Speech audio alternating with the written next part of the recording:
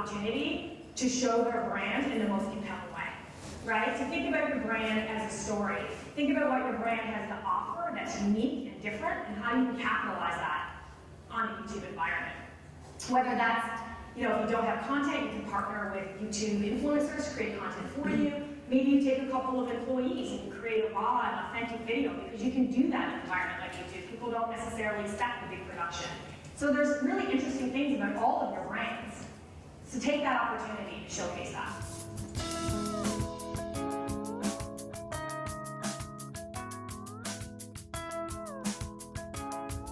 But the beauty of this equation is that it tells you one of the most fundamental truths in all of business.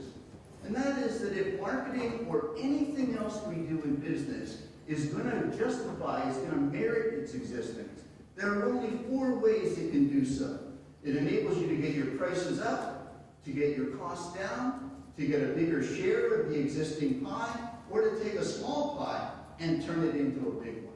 That's it. By definition, there are only 4 ways that we can justify what we do.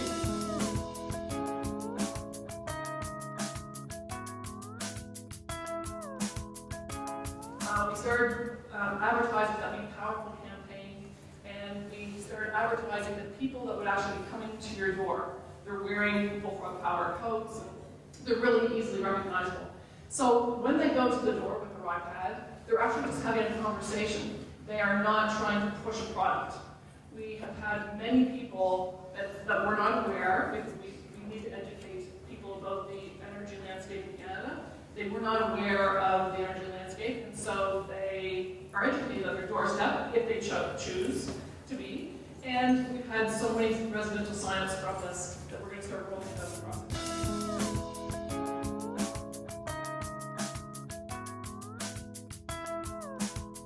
So this is going to be an eye chart for anybody that's not in the first row tables here.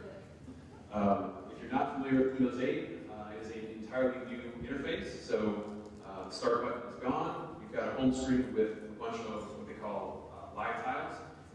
They're live because they present data that's living inside of the application. So in the case of the ultimate beer ranger app that we built, appointment information shows up right on the home page. So a beer ranger doesn't have to open the application to see what he's supposed to be doing for that entire day.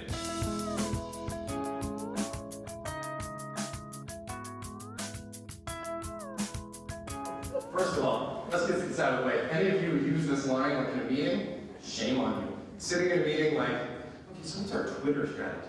Twitter strategy? So you mean to tell me 15 years ago when you were just buying, like, say, billboards out of market or out of home stuff, did you have a billboard strategy? No, you had a marketing strategy, right? Or an engagement strategy, and all the cogs in the wheel you tried to make fit into that strategy. So please don't say Twitter or Facebook strategy, that just blows my mind. But hey, that is the most asked thing ever. So what we did, we answer everybody, of course we can follow you. And then look, we get Jeffrey Loophole, the handsomest player we got, and the most well-dressed player we have. And he says, of course. He says in a 6-second video, it's content, right? We're surrounded by it.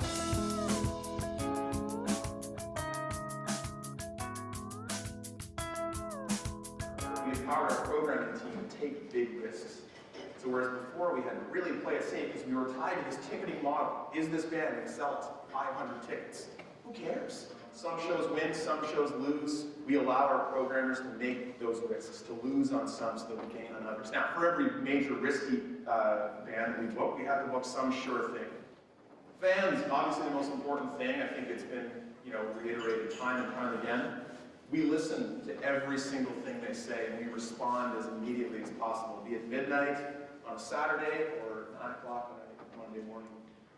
We respond via social media, comments on our website. We respond directly to emails or phone calls. We are very proactive with our audience. We listen.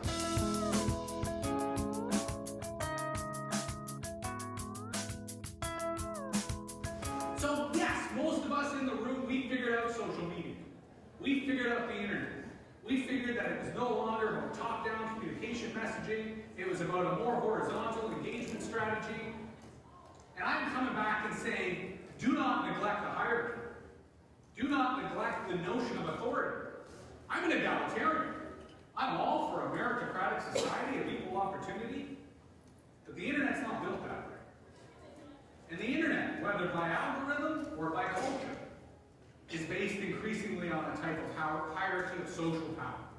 And we'd be fools to ignore it. But we'd also be fools to ignore the data that is being created, that we should be collecting. That can't just be done in a random kind of engaging with people way. Has to be formatted, has to be clean, has to be structured. So the same way that often the resources around social media are flickered aside, oh yeah, someone did that, big data is a similar intensive resource allocation.